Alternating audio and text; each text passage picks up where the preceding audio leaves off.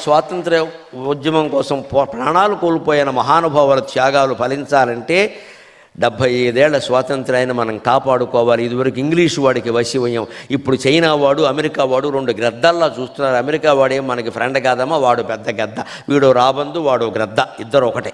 ఎందుకంటే ఆ దేశాల్లో రాముడు పుట్టలేదు, ఆ దేశాల్లో కృష్ణుడు పుట్టలేదు, ఆ దేశాల్లో బుద్ధుడు పుట్టమన్నా పుట్టడు, ఇక్కడే పుడతాడు బుద్ధుడు ఖచ్చితంగా. మొట్టమొదటిగా ఒక్క పని మీరు చేయండి నా కోసం, వస్తువు కొనే ముందు is it made in India అని అడగండి ఒక్క మాట.